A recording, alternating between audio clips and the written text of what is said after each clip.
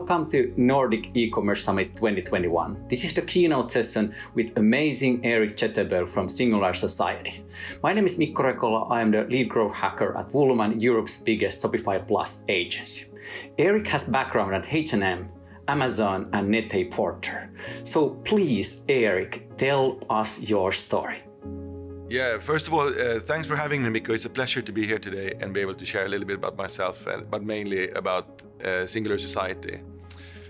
My background is as a creative director, and I've worked for a company called Net-a-Porter. That's a company perhaps some of you are familiar with, UK-based. And then I moved on to work for H&M in a similar role. And that's also where I started working with Daniel Herman, my partner who has been part of developing Singular Society and that is now the CEO of Singular. I then moved on and worked for a bit for Amazon in New York in a similar role before coming back and started to think about and later on develop Singular. Erik, kindly tell us, what is Singular Society?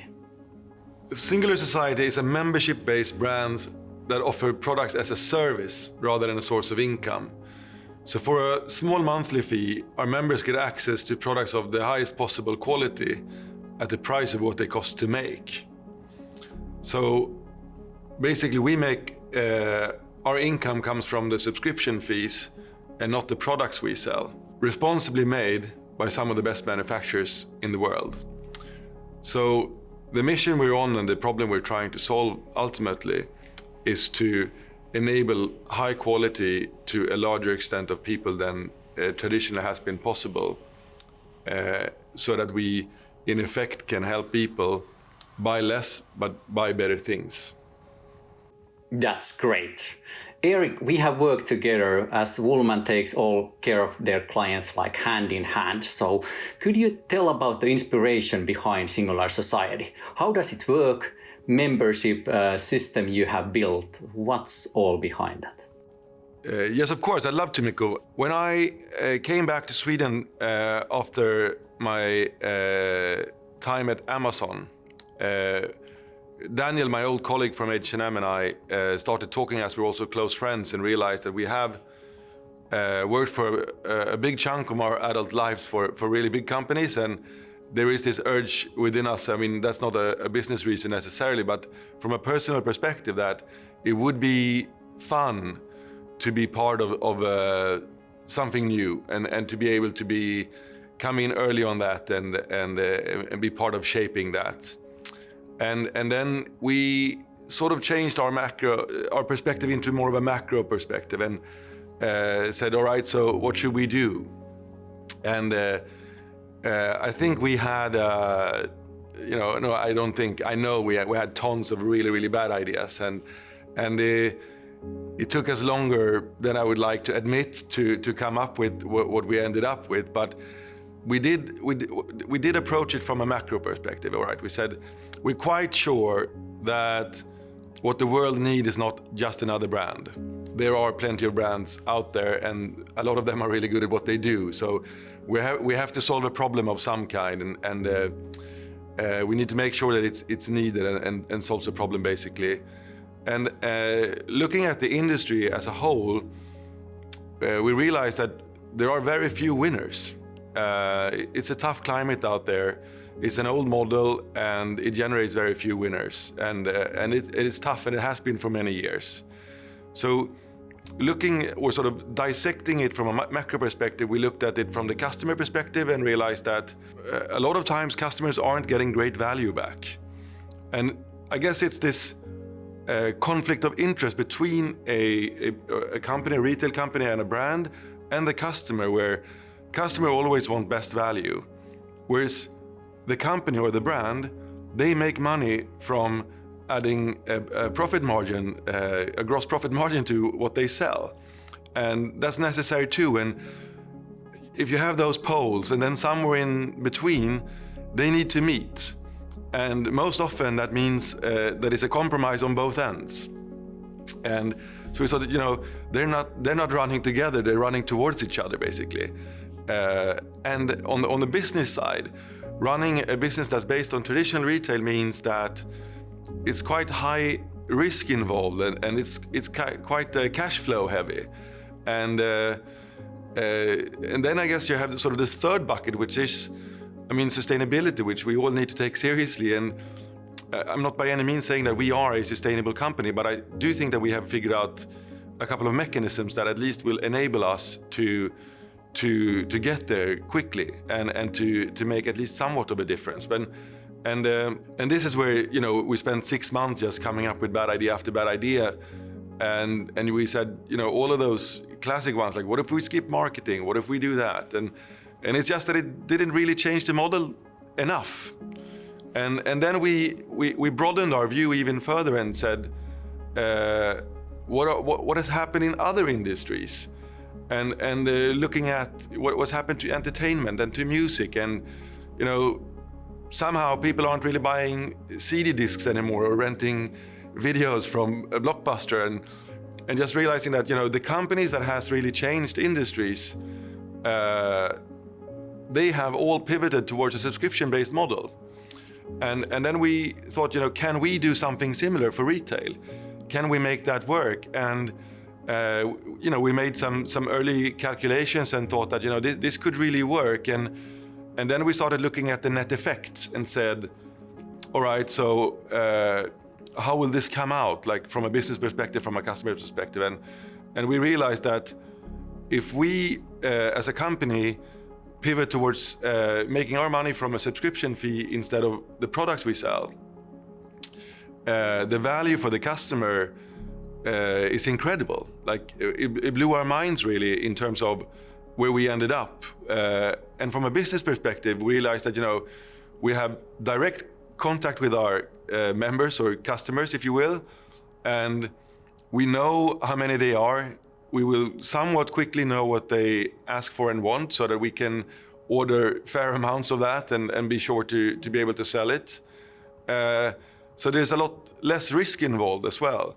And then, and this is something that we don't know, of course, but we hope that the model can contribute to less overproduction and possibly less overconsumption as well in the end. And I guess this is what it comes down to.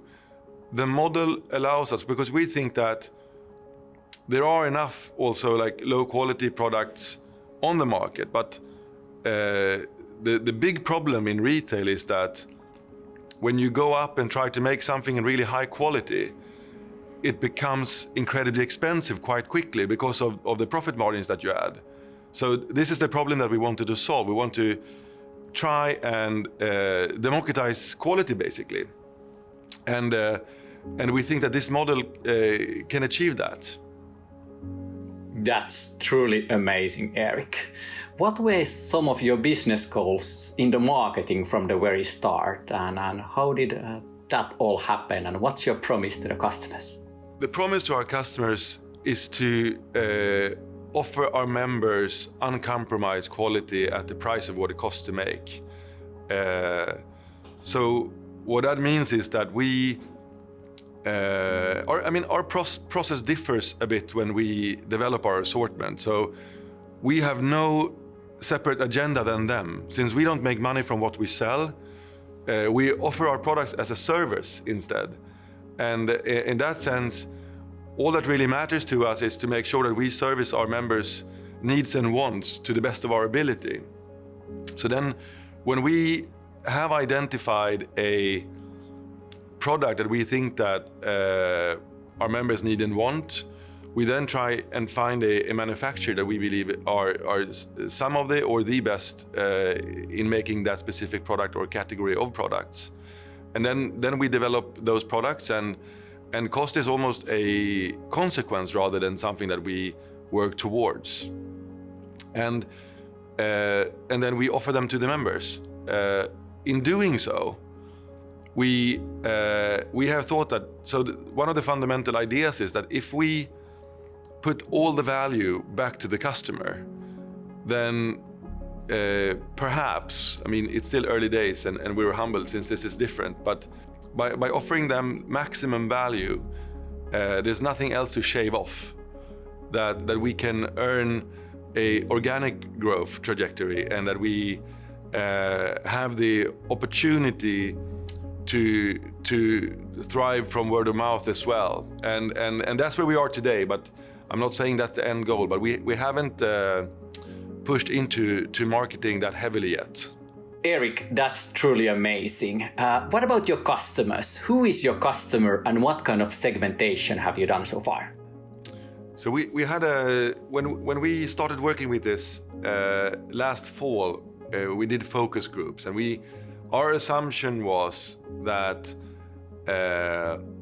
this will not be for the youngest people out there, where perhaps expressing and finding yourself and who you are and contextualizing yourself culturally will be the main important ingredient in your consumer choices. Whereas we thought that this will probably appeal to conscious, aware, urban 30+ people that look for quality, perhaps rather than lifestyle aspiration or status. I mean, it's still early days, right? We've been up and running for a little bit over 6 months, and for the first couple of months it was just mom and a couple of friends that were members. But what we're seeing now is that our hypothesis is playing out fairly aligned with what we expected. Perhaps the width of it is slightly, the elasticity of the customer segmentation is slightly wider than we anticipated, where we seem to have a lot of members that are, even 70+, and also some below 30. But I would say that the core is 30 to 50. And I think we're also seeing that it's cutting the segmentation rules, if you will, slightly differently, where perhaps the last 10 or even more so years, the trend has been to be that retail companies go even more and more niche. So you're selling only one specific product, and then you try to become the best at that very niche segment. Whereas we're seeing that we're cutting the segmentations differently, since we are a promise-driven brand, and our promise being that we try to make the best possible products and offer them for the price of what they cost to make, and we never add a profit margin. We instead make our money from the subscription fees. That means that sort of the elasticity and how we cut the segments differs quite a lot from, I think, how it plays out for other companies, perhaps. So it seems that somehow it works when you are promise-driven to combine coffee and a cashmere sweatshirt in the same store, and they're both appreciated. That's pretty unique approach. Love it. What have you learned about the customers so far? And then you have different type of customers reacting with your brand. So how do you build relationships with them? Yeah, I think we've learned.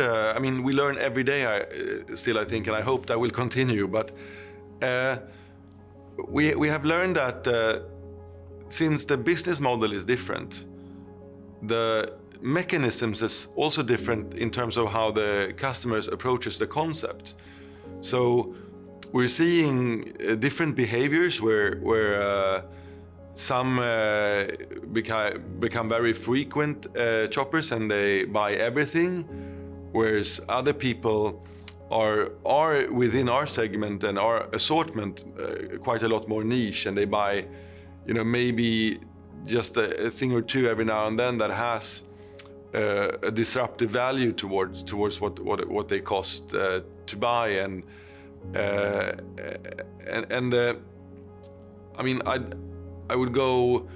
don't think we are in a situation yet where we can say that we have created all those really sophisticated segmentations and models on our customers, but we are getting really, really interesting and quite different data than what I'm used to, and I think what other retailers might be used to.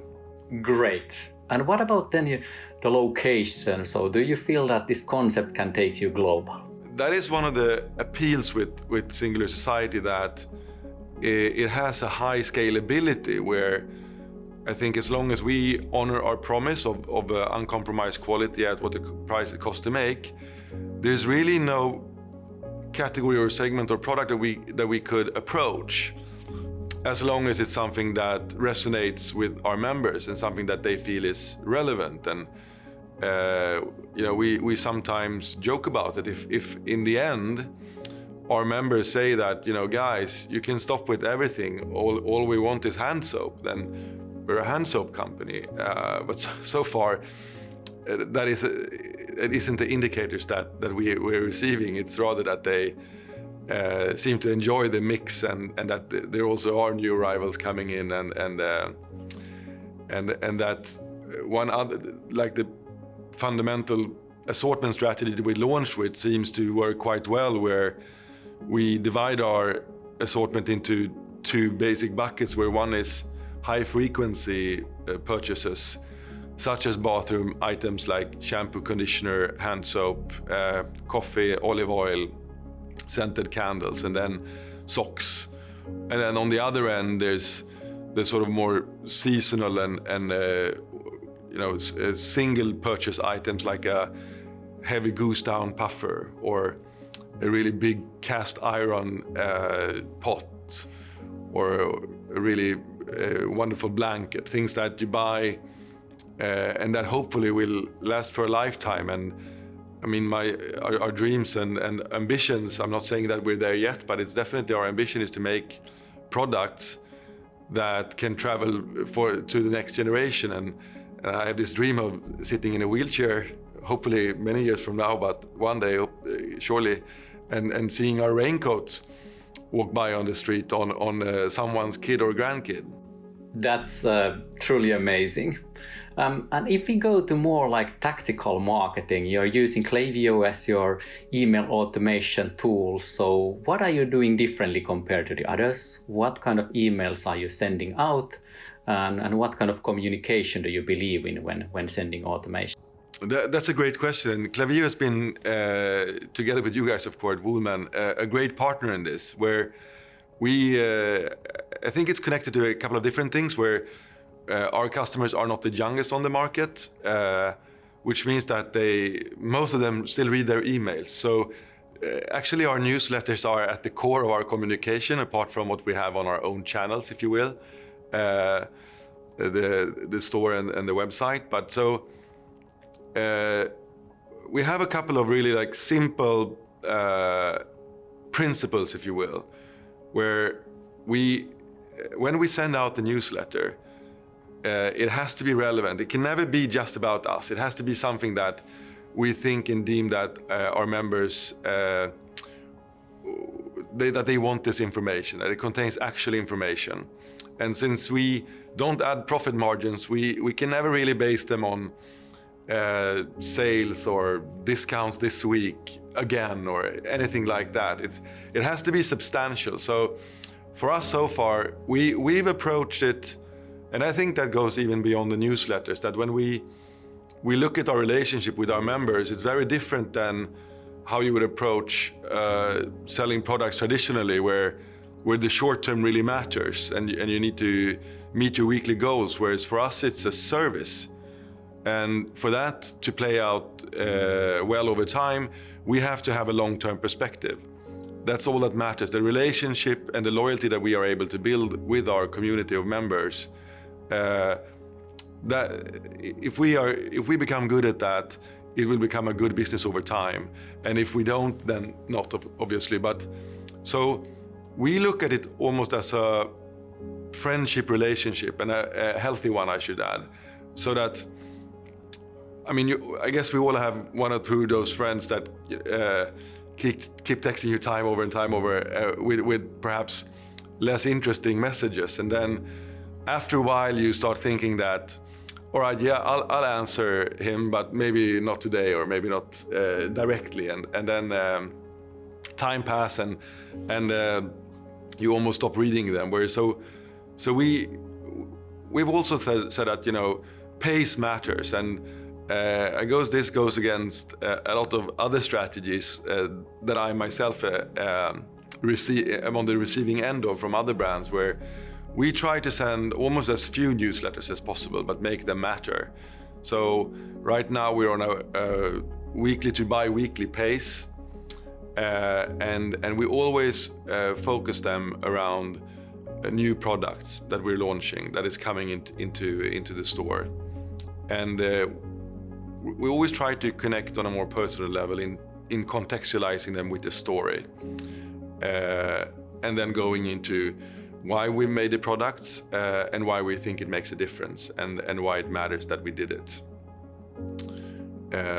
So that is our, I'd say, basic strategy. So that in terms of communication, it's less is more, and make sure it's substantial, and make sure that you have something to say that is relevant to your members, so that they will open the next newsletter as well. That's very interesting information. What about then like email metrics? You were talking about opening rate sometimes when we discussed in the past. So what kind of metrics do you follow? Exactly, and I mean, I guess you guys are the experts on this, right? Together with the Klaviyo team. So here we are almost hoping to learn more from you than what we know. But from our own experiences in the past from working at other companies, we are seeing very, very high open rates and very, very high click-throughs. So that tells us that we're doing something right. Here, let's look at Klaviyo account of yours. So here you see that your open rate is up to 66%, and the average being in your industry around 20%. So you are doing extremely well. I also want to point out that your click-through rate has been on a very high level, which means that you generate interest with excellent content. I also want to point out here that let's look at one of your emails. So you are delivering content only that matters. You are not spamming, you are sending newsletters about new items, and you always put that together with the story and the background. So here you can see one of your most popular emails so far, and you have been pointing out some really nice new items. And this seems to be very effective for all of your audiences. Erik, you are selling dreams. You have a brand, you have membership with the person. You are building a community in the long run to be focused on retention. How do you keep people engaged? What's like the psychology aspect of your brand? That's a very good question, and it's almost ironic since I've spent almost my adult life working in and with marketing and building those relationship engagements. I find that to be one of the hardest parts, actually. I'm not saying the other parts are easy, but to build real, genuine relationships with and loyalty with customers over time, and then also to make them feel as part of our community so that they engage, is something that we have started with, and I think we're seeing some positive indicators. But also, I genuinely feel that this is an area where we have to improve a lot going forward, because we want to take our cues from our members and our community, and they've started engaging. But I guess also there's something with us being a slightly perhaps more pragmatic brand at the core than what other perhaps lifestyle and fashion brands are, that in a way we are selling a dream, like you said, but we're not doing it with lifestyle aspiration and status seeking at the core. We're doing it with the product itself as the hero. So, do you need and want this thing? This is how we made it, and this is who made it, and this is why we think it matters, and why we think it will last for a long time and be something that you enjoy. And that's very sort of into the nitty-gritty, sometimes even a bit nerdy. So I think it will be something that we have to continue to really focus on and get better at quickly. So any advice you or anyone else has, we'll gladly take them. Awesome. Then we are very strong believers that commerce is everywhere. You're running on Shopify Plus, and then you also have a physical location. What do you want to tell about the actual setup you're now using? Yeah, we actually have integrated Shopify into the physical store as well. And apart from perhaps one or two perks that you might be missing, it's been running really smoothly. And I'm a strong believer that you should focus on what you know and what you're good at. In our aspect, that means creating this company and this brand and developing the assortment and talking about that assortments to our members. We are not the experts in building a e-commerce from scratch. And I'm really pleased with that choice in that sense. Since I think we've had very few substantial technical issues really. There's always things that can be improved. There's always, one button that doesn't sit where we hoped it would. But if you look at the whole of it, the site has been up and running and functioning from day one really. And I think that's thanks to Shopify and you as a partner, and also Klaviyo, so that all of those systems integrate and work really well, which means that we've been able to focus on creating the assortment and communicating the assortment and connecting with our members. I'm super happy to hear that. Then Erik, as you have truly done something unique, what kind of advice would you have for other brands? I would say that's always a tough one, but I guess it's different for everyone. But I mean, if I had any advice to give, it would be to focus on the long term, focus on the relationship with your customers, and focus on what makes you special or different. What's your signifier as a brand? I think in retail we're seeing in wholesale and sometimes in direct-to-consumer models as well that there are not always so many differences between one or two, and I would try to focus on what's your reason for existence basically. That sounds harsh. I didn't mean it so, but what is your signifier? What is unique with what you do? And I would focus on that. Really good advice. Thank you so much. Then if you look forward, we are now in May 2021. How do you plan to keep evolving your customer optimization? What will you do in the future? That's also a really good question, Mikko. And as we're early days, I feel that we're still teenagers in that aspect, or kids even. But I think and hope, since we have a long-term relationship with everyone that buys from us, since we only sell to our members, that we have a great opportunity to both look at data, general insights, and then what our members actually tell us, and be able to learn quickly, I hope at least, to see what our different members look for, and create a personalization approach that can better serve their needs. And that we have the sort of the raw information to make that work favorably for our members, so that they feel that the messaging and communication and information that they're receiving has the maximum relevance towards them. Awesome. Those are really valuable advice. We are almost closing here. Erik, you want to tell us something, some kind of special offer for all of the viewers. What will you tell us? Yes, and thank you so much for having me, Mikko. It's been really fun to chat with you today. And for all of you that has listened to this, if you feel that this is something interesting that you resonate with and would like to try to be a part of, then we've just left our beta phase and started to invite people at a larger scale. And today I would like to offer all of you listeners a special discount for the first year of membership. So all you have to do is go to the website and sign up and use the code Klaviyo25. Thank you so much, Erik. Thanks for your time. Thanks for having us. Any final words? Thank you, Mikko. It was a pleasure to be here, and I hope something good came out of our conversation. It feels that way.